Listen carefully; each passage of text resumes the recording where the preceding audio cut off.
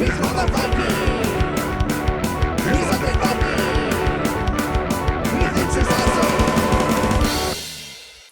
everybody, I'm here to talk to you about this game. It is called Centauri Saga. Now, Centauri Saga is well, it isn't totally cooperative. You can play a PvP version of the game, but it is mostly a co-op game of space exploration and space missions, if you will.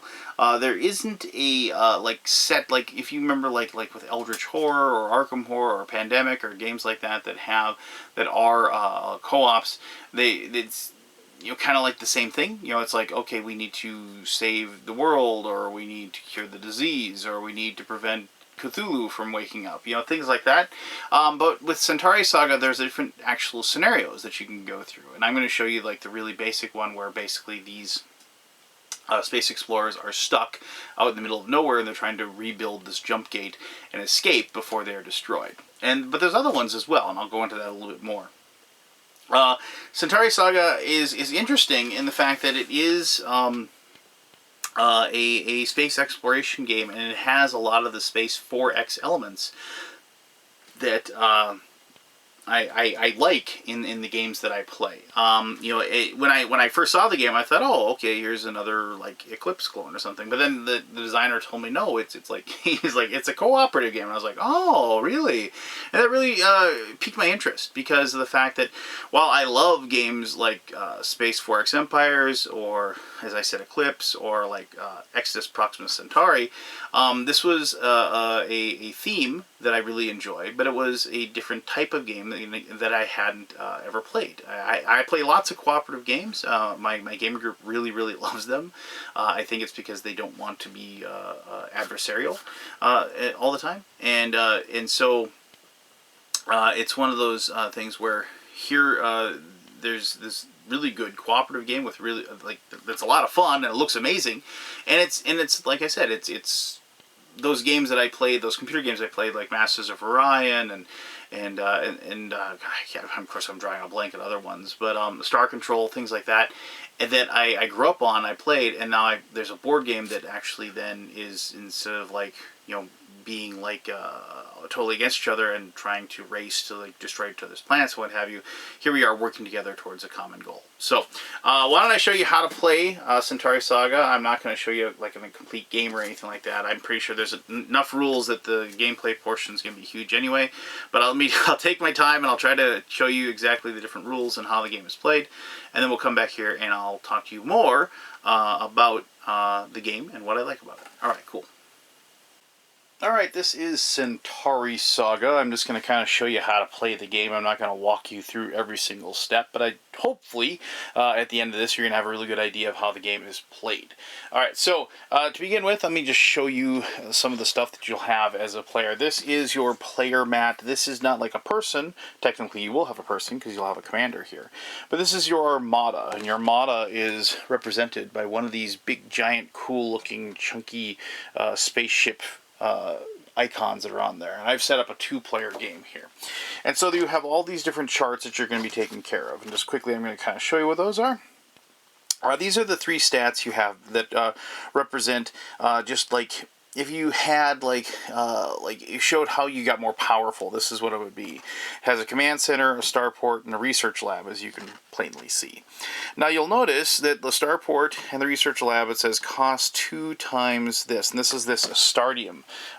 You get this by you get these little crystals from various things. Completing certain events and destroying, beating up and killing raiders, enemy ships, and that kind of sort of thing. And so when you spend it, you just increase your level like so. And you'll notice that there's these different colors, and you'll see there's this little icon here with this little plus there.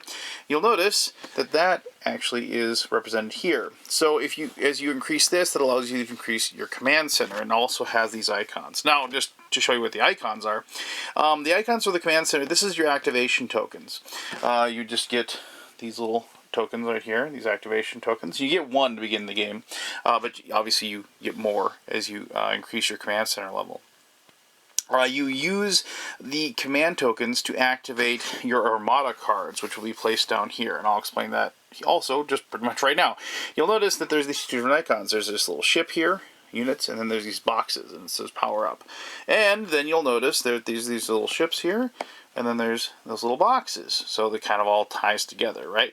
And I'll talk about this and this and this in just a second. But you get a deck of these cards. You notice here's the boxes, the blues, the boxes of the red, the ships of the blue, and the ships of the red. Now, this isn't a deck you draw from randomly. When you gain a bonus, like if you gain one of these, a power-up, you get to look through them and pick which one you want to use. So, like, if you wanted to take energy cells, it's +1 speed. And then discard to gain 5 movement points. That's the special ability of that card, and that you need to use one of these activation tokens to use that. Now, you don't save the activation tokens, you just get one, and then like a turn, and then like as you gain more each turn. So it isn't something where like you hoard them or anything like that. But anyway, so like favors +1 speed on killing an enemy, gain 1 Astardium, or overseer +1 combat, reroll 1 die reroll one die during exploration phase. Yeah, I'll explain that in just a little bit. But so it has these different special powers, and then these are the red ones, and these are like the better abilities. So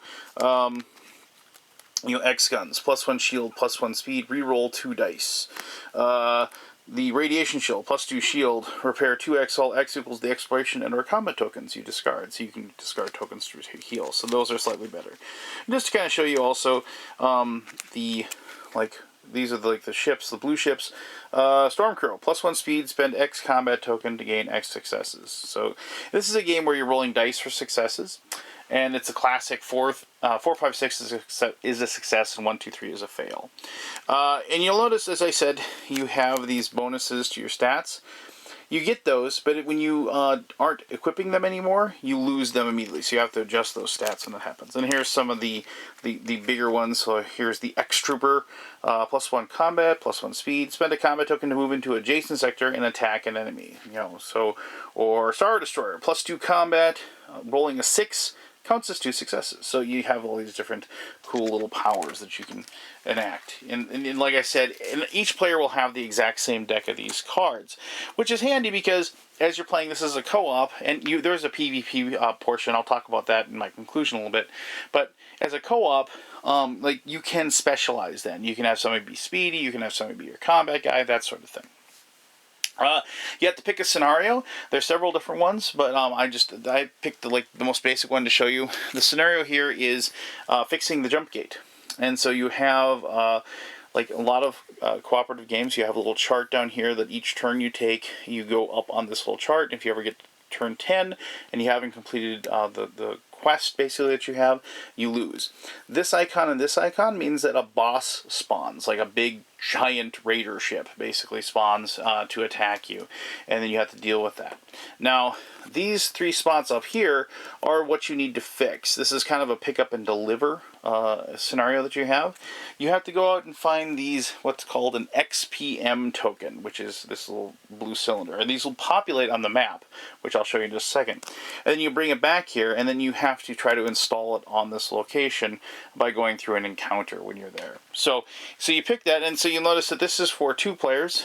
It says 2 players right over there, but like in comparison, here's like the 4-player one, and you can see there's 4 boss spawns and 5 spots you have to fix instead of 3. So it ramps up the difficulty, obviously when you have more people. So you just kind of put that to the side, put that on the first spot like so, and then you'll begin the game. Now technically, I just kind of put 1 more tokens out there just to kind of show you. Technically, you'd start like this when the game begins. But one of the first things you do when you do a turn And I'm getting ahead of myself. Oh, I'm sorry. I told you I'd tell you about 2 other things. So I told you to tell you about this, and I tell you about this, and I tell you about this. So this is very easy. It's just your cargo. As you collect things, you'll put it in there. If your ship ever gets destroyed, whatever's in your cargo will be null and void. You can get destroyed by having your hull, which starts out at 8, go down to nothing. If that happens, you're destroyed, and you just head back to this jump gate here, and you start over, and your hull goes back up to 8. But you lose anything you were carrying. It's just gone. These are the stats. That's your combat, your shields, and your speed. And so they're all 2 to start with, and as they increase, that determines how many dice you get to roll when those particular stats are called into account. So like in combat, obviously, you're going to be using your attack to try to destroy raiders. You're going to use your shields to avoid the damage, and speed is determined just by how fast you can move around the galaxy. Alright, now the commander spot up here, this is kind of neat. Each person you can pick, you can do it randomly. Each person will get, there's like more than one person here, but each person will get a person that they can use that will have like certain stats, and then they'll also have an ability. So combat +2, starport +1, and then re-roll 1 die for checks when fighting. Now, if you like the starport goes up, you automatically will get one of these cards. And so if you take one that increases those stats, you'll get that right away. James Avery here, combat 1, speed 1, research lab, and draw 2 cards and choose 1 to keep. And that's like any 2 cards, when he draws. It's kind of a cool ability that he has. So you're gonna pick one of those, and also I should mention, you'll see this James Avery, combat speed research lab +1, this James Avery, but their special ability, reduce damage taken by 1, or, draw 2 cards and choose 1 to keep. Or, and then Kenneth Fairlane, reroll 1 die for checks when fighting, reduce damage taken by 1. So that sort of thing. So that, they are like the same guy, but they have slightly different abilities. So you pick one, and then you're going to use that guy for this particular roll through, if you will. So I actually do like re-rolling my dice when I'm fighting. So I think taking Kenneth, and so I'm going to go ahead and put him down there. And so then you just keep this in front of you, and I'm just going to populate these cubes here real quick. Now remember, he gets a starport +1, so we're going to go ahead and do that. And then we get a shield +1, so we're going to increase his shields to 3, combat to 3, and starport 1, and then the rest of them stay just like that. And since the starport's a 1, we get that card. We're going to go ahead and select a blue unit card. So not a red one, but a blue unit card. Now I want to go combat heavy with him, so we're going to go ahead and take this one, the Overseer, +1 to combat, and reroll 1 die during exploration. And that's the special ability. So we just go ahead and place that in the unit spot like that. And remember, that isn't the special ability. You have to you spend your activation token on it to get it to work. It doesn't just automatically always happen. But we get another +1 to combat, which I'm going to go ahead and put my combat up to 4. So I've already got 4 dice when I'm going to be in combat. And if in the 2-player game, I'm going to be the one that's going to be going out and trying to take care of the raiders and making sure and taking care of the bosses too when they show up. All right. So now that we've got that all set up, we're going to go ahead and begin the game. Now, the game goes through a process of phases like you've probably seen in lots of games, like cooperative games like this, where you have to go through each turn and process everything. And each person gets a turn, and they get their chance to do something to help themselves win. So the first thing you have to do is you're going to do what's called you're going to expand the universe in some way.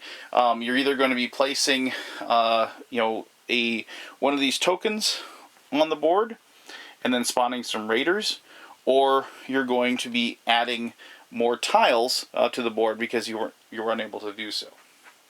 And so, like I said, I already started putting these out, but so you draw one of these cards, and it says, so this is the scanning report, the scanning card, and it says if it's a yellow meteor asteroid belt, you place the XPM token, or if it's a planet gravity belt that is red, you place it. Well, we don't have either of those. We just have our 2 starting spots, so we're not going to do that.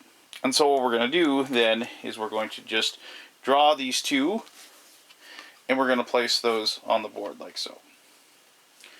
So green planets and open space that has a blue on it, like so. Now we have a situation where we say it says spawn raiders on any of these blue squares. Well, we just spawned one right there. So we're going to take a level 1 raider, which is just this little guy, and we're going to put that in there. And then we get this card that tells us what level 1 raiders do. They have an attack of 3, they have a hull of 2, and they have a speed of 3. And and if you destroy it, you get 1 Astardium, you get 1 like a token that is called like a combat token or a weapon token, and those are used for a multitude of different things to activate certain powers and so on. And then you also get 1 card, like an action card, which are these. Now these cards are one of the things that basically allow you to break the rules in some way, and I'm just going to show you one quick. So it's like a force field. It's an instant card and block 2 damage from any source. And so you put these into your hand, and they can be very powerful if used in the correct time. And you should want to get these cards into your hand because, as I said, they are very useful and they are very powerful. And obviously the ones that have kind of like the brownish red, they're more powerful. So here's Scotty, upkeep, you gain 1 extra power slot.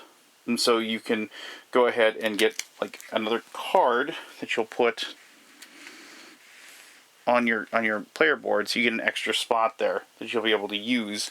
Like normally you only have the 3 spots there. My stuff's gonna fall over, but then you get an extra one like there. So like those are obviously very good to have, and they increase the abilities. Now, if you ever have a situation where you spawn a raider where there's a raider already present, so let's say there's a raider there, and you spawn another raider on top of it, like that, you will not spawn 2 of the same, because 2 raiders can't be on the same spot. You will spawn the level up of a raider. This is what's considered to be a level 2 raider, and this is what's considered to be a level 3 raider.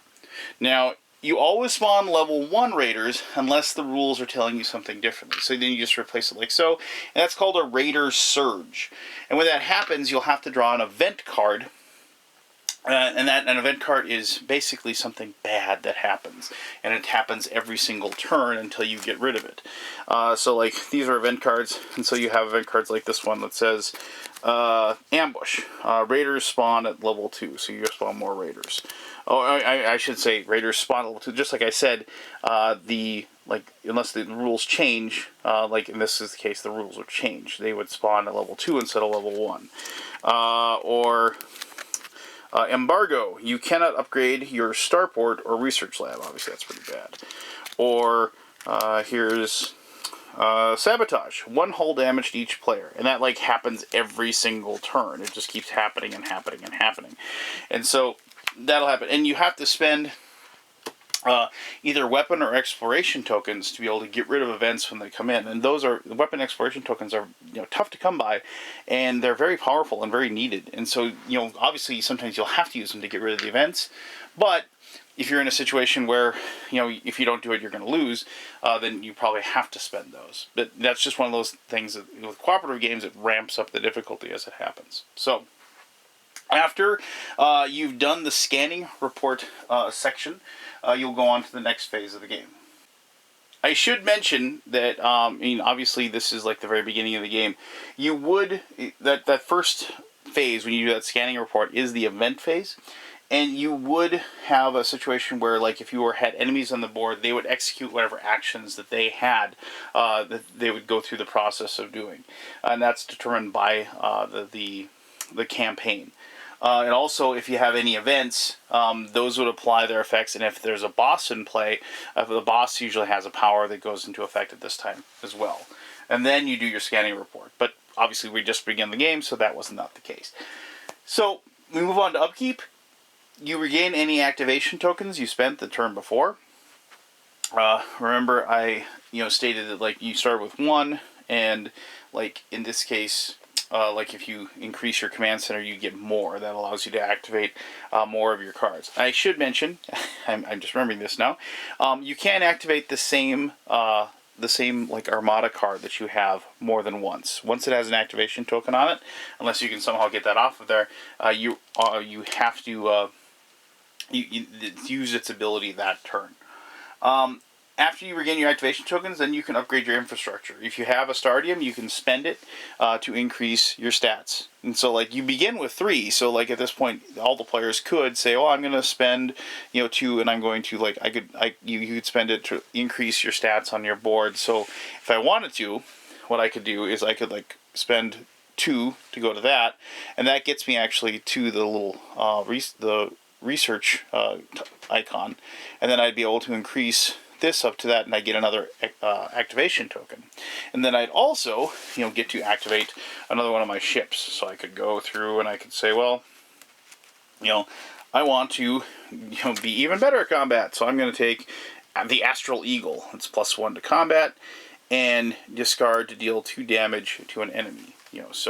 And you could go ahead and do that as well. So, and then you'd increase your combat and your scores and so on and so forth. After you've gone ahead and done that, you're going to go through what's movement. So movement is totally dependent upon the speed of your ship. And you'll notice that these, all of these sectors have a little number on them, and that tells you how much it costs to go through that spot. And it should be noted that if you go into a spot with a raider, normally you can leave, but it costs 1 extra movement point per level of raider that's in that spot. So if I was in this location with this raider and I wanted to leave, it would cost me 1 extra to get up because it's a level 1 raider. A boss costs 4 extra. And so there's so level 2 raiders are 2, level 3 raiders are 3. Pretty straightforward. So you want to move in the existing sectors, that takes 1. If you are in the same spot as one of these XMP tokens, you can then grab that for a cost of a movement point. You can, if you wish, explore a new sector. In which case you just take a new hex, and you have to place it so it's adjacent to at least 2 other sectors, and then place your spaceship there. The movement cost to put yourself in that new sector does not count against your movement points, but this action costs a movement point. And your move ends in the sector, and you immediately pass the encounter phase, and you draw an encounter card, and then you resolve that. So, if the yellow player wanted to just, I'm going to explore, and they're going to go ahead and they grab, and then we have an asteroid belt with a green 3 on it. So they would just place it there, and they would move into that location like so. And then on my turn, I would go there, to go ahead, and I'm going to go ahead and attack that raider to get rid of it, so we don't have to worry about a raider surge and having to deal with an event card being drawn. If you have no other sectors, any more of these to draw, then unfortunately you just can't at that point, and you've explored everything that you possibly can. I do have these sectors set aside. These are called nebula sectors, and the reason why I have these set apart is that you do draw one of these to place the boss when it shows up. They show up in the nebula sectors, and that's why those are set apart from the other ones. So during the encounter phase, what you will do is that if you're exploring, you're going to draw an exploration card. If you're in a spot with a raider, you're going to go through the combat. And if you're in neither of those spots, then you can do what's called a regroup action. Now, regroup action, I'll just tell that's pretty simple. You get to draw a common action card, which is one of those. So that's one of the options you can do. You only can do one of these actions. You can repair 4 points of damage to your ship, or you can gain 1 exploration or combat token. And if you have an available activation token, at that point you can choose one of your equipped units or power-ups that doesn't have an activation token on it, and you can put it back into your Armada deck and then fill the empty spot with another one. So if you've kind of filled up, or you want to swap out equipment, you can use the regroup action to swap out. If you decided that I went too combat heavy maybe, and so I wanted to instead I wanted to adjust a little bit, and I wanted to take the shield, a +1 shield thing, because I'm getting blown up too bad. Or maybe I need to be faster, so I'm going to activate, get the hover tank or whatever. So then you can do a regroup action to swap out equipment at that point. And plus, obviously, if you get a hold of like the higher level stuff, maybe then you'll regroup as well, so you can equip the Star Destroyer, instead of the Overseer that I have.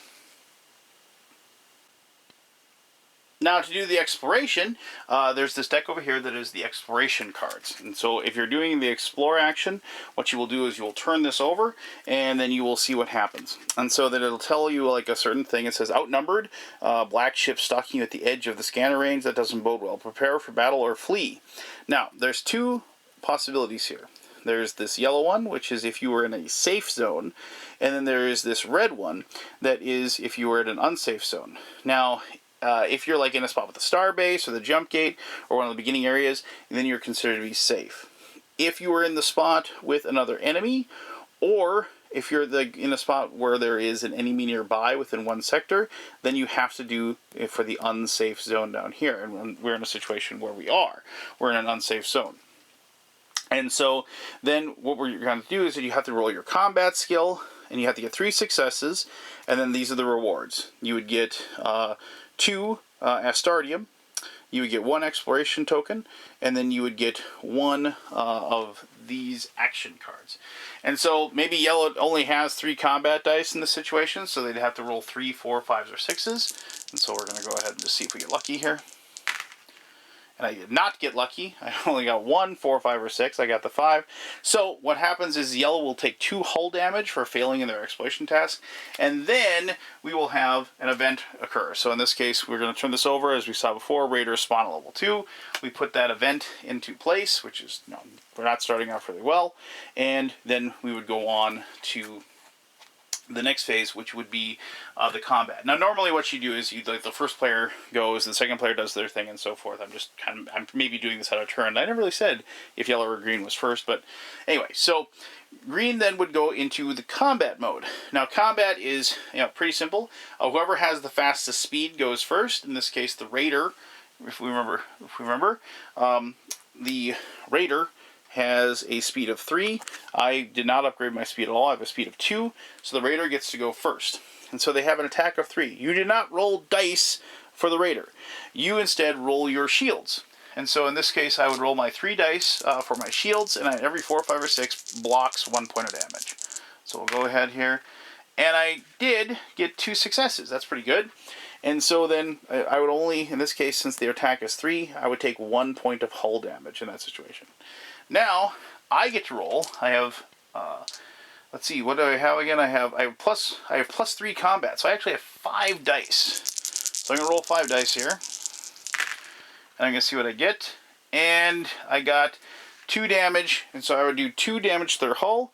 Then notice that there is a hull of 2, so then I would destroy that Raider, and then I would get these particular rewards. I would get the 1 Astardium, I would get this 1 weapon token, and I get an action card.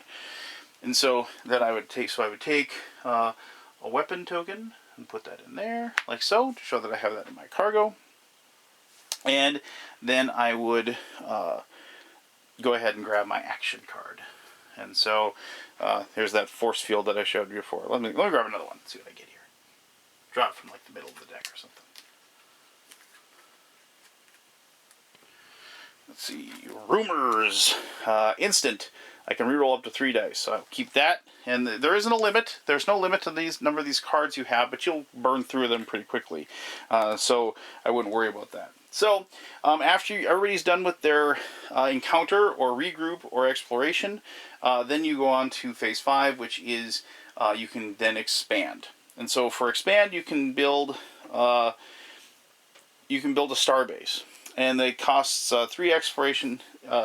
3 tokens of exploration or combat, and then you will place, you get a little star base. You have these super cool looking star bases here, and then you can place them, like, I forgot to take that guy out, I destroyed it, and you can place them in that spot. And the neat thing, if you do put a star base down in a location, I should put the green one down in the same spot as the green guy.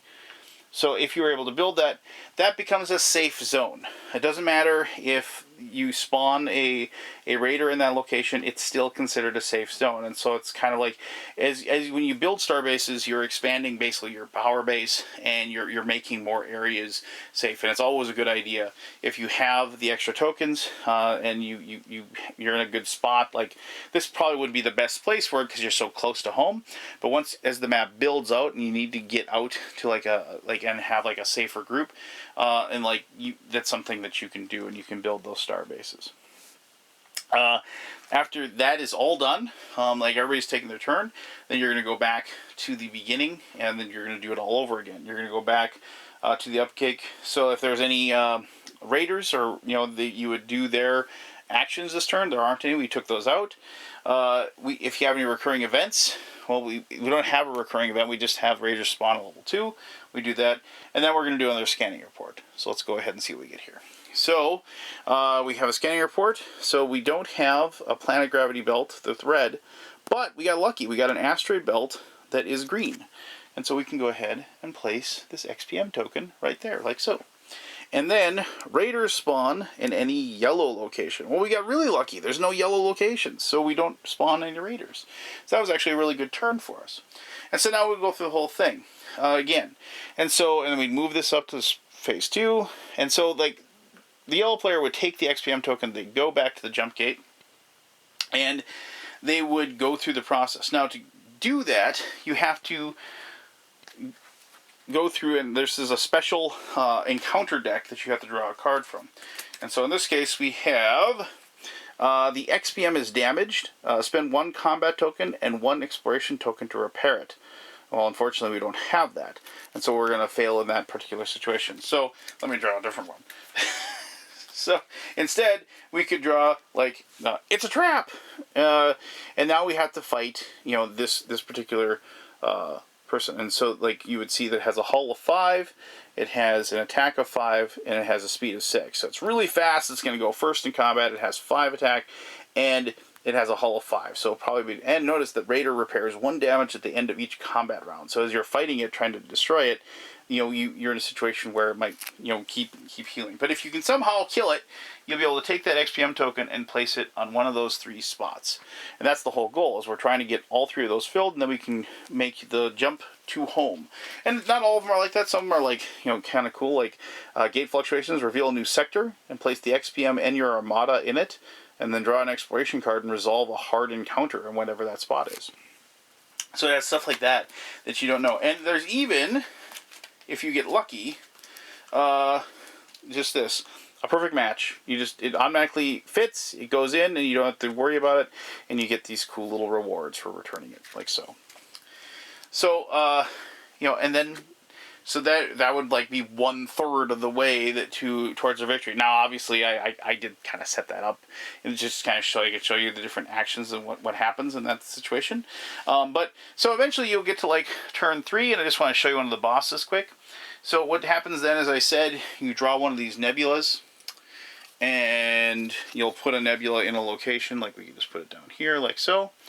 And then you draw one of these bosses, and this is the black carrier, and then it spawns 2 raiders in a boss's sector and then moves them 1 sector away. And so then we take the token. Now, I should mention that in the final game, these will have miniatures of their own. So, but you take the boss, you put it in there.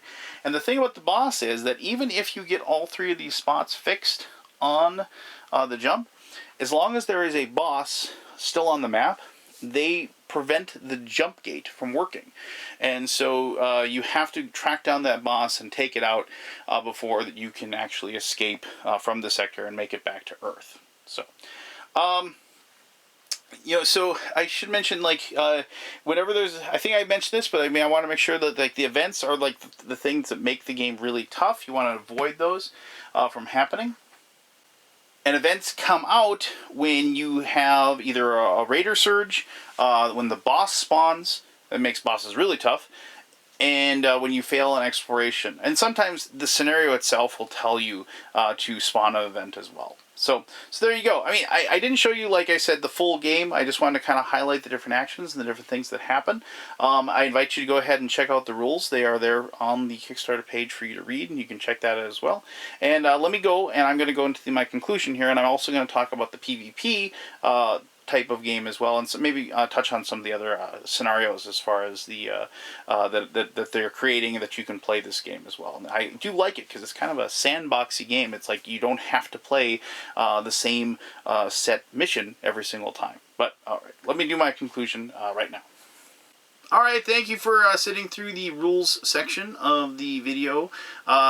So this is one of those games that it's always clunky the first turn, if you know what I mean. Every time I've played a cooperative game, there's like, it seems like, okay, what do I upkeep? What do I change? What do I move? How do I alter this? What do I do? You know, how many dice do I roll? You know, what happens with this raider here? If this happens, then what? You know, that kind of thing. But once you play a round or two of the game, then it starts flowing, and then pretty soon, really after like a turn or two, my game group, we were just rolling with the game, and we got it, and it was just happening. We had some flub ups as far as like a couple times, like, you know, forgetting to spawn an event in certain situations that we had forgotten certain rules, but we were able to catch it mostly and keep on top and on task of it on it as well. Now, okay. Let me go back up just a tiny hair before I say what I was going to say. I enjoy cooperative games. I can't play them constantly. I tend to need to feel the blood of my enemies flowing through my fingers, if you will. You know, I need that visceral feel of like knocking you down to win a game. But I do enjoy a very healthy, hey, let's work towards this goal together, and win or lose, we're all together, and I enjoy that. I do. Like I said, if you've watched my videos, the first game that got me into this hobby was Arkham Horror, and that was a game when we finally beat it on our like 12th try. We were like, you know, high-fiving each other when we did it, and I got the same exact exhilaration from the first time that I beat Centauri Saga. Now, it only took me like 3 tries, and I finally beat it, but that's because I tend to think that I'm kind of gotten used to like these types of games, and as far as like risk management and you know, being economical with my resources and putting them to work in the you know, best possible situation, and being prudent, if you will, with my decision making. Now, if you watch my videos, you know that I have a very set standard for my cooperative games. If it's the first time I've ever played a cooperative game, it better kick my butt. And this one did. I don't know the rules. I don't know how the cards work. I don't know what's going to happen. Everything is a fresh, new, shiny apple that I haven't taken a bite out of. And I want it to, like, just knock me on my butt and yeah, put me on my heels and grab me by the throat and not let go. And it did. I mean, it was just this is one of those games where it's like the slow ramp up all of a sudden wasn't a slow ramp up anymore, and all of a sudden it was like, we got raiders everywhere, they're swarming us, we can't possibly take care of this, everybody's ship is blowing apart, we got 2 bosses on the board, you know. So we were having a lot of fun, but we were losing, and that's another one of my rules too. It's like, if I'm losing a co-op, fine, whatever, bad luck, bad decisions, what have you, but are me and my friends still having fun? You know, we're not miserable, like, oh god, this sucks. We're like, we're playing it and we're getting excited and we're laughing about the fact that we're getting our butts handed to us so bad. And that's one of those things about the game that I want as well. Now, also, you should only, in my opinion, win a cooperative game about 1 in 3, 1 in 4 times. It just should be tough. It should be something that you earn, if you will. You know, it should not be easy. And once again, Centauri Saga is just that. And if it does get too easy for you, there are rules within the game that allow you to ramp up the difficulty as well. And any good co-op should have that. So it passes all of my cooperative rules, if you will. It has a very engaging theme and makes me want to play the game. I like the way it looks. I like creating the universe. I like seeing how the universe expands. I also like the fact that there are a lot of hexes that are just blank open spaces. I've played far, far too many Space 4X games where it just seems like everywhere you go there's a planet or an asteroid field or a neutron star or a black hole. And here there was like vast stretches of open space, which is what outer space should be. And so I really liked that about the game. You know, it's one of those things where I caught myself, like, once the game started clicking and once we started understanding the rules and what we were doing, I've caught myself smiling as I played. And that usually, and not like I'm I'm so enwrapped in what's going on and like wrapped up in the game itself that all of a sudden I realize that I'm just having a good time. And that lately, in my opinion, hasn't happened enough with some of these space games that I've been playing. I've been disappointed in the last few that I've played, and I'm really excited that this game is doing really well on Kickstarter, and I'm really excited to see what the final result is going to be, because I think the game is excellent. So there you go. I apologize. I was going to talk to you. The other thing that's really cool about it is, like I said, it doesn't have the same scenario all the time. And plus there is a PvP scenario where if you want to actually then beat the heck out of each other and like feel your opponent's blood run through your fingers, you have that option. And we did play that once, and it was a lot of fun, actually. You know, just piloting our armadas and battling each other and what have you. It was a good time. I mean, the other scenarios for the co-op are really good. Like, you know, you like having to travel from one spot of space to another and survive and things like that. They're very thematic and they're a lot of fun. And like I said, I encourage you to go check out those other different scenarios that are out there. And I think you can find them on either the website for the game or on the Kickstarter page itself. So there you go. That's Centauri Saga. If you like space theme games, if you like co-ops, this is a must buy. And I don't say that lightly. If you like Space 4X games and you like co-ops, you need to go out and back this, because I think you're going to have a heck of a lot of fun playing it. So, and if you just like co-ops, I think this is one that is going to be something you're going to want to put on your shelf, just because it is, like I said, I can't think of another Space 4X game that is, you know, cooperative. It just, I mean, I could be wrong. There's probably something out there, but I mean, this one really kind of gave me that same feel of like expanding the universe, seeing what it is, seeing what's out there, the mysteries of the unknown. Plus, you know, just the fact that you're all working together towards a common goal. So there you go. If you have any questions about Centauri Saga, please ask away. I'll be happy to answer those to the best of my ability. As always, I really appreciate you taking the time to watch this video. And until next time, I am the Undead Viking, and I'm telling you to have yourself one heck of an awesome day. All right, bye-bye.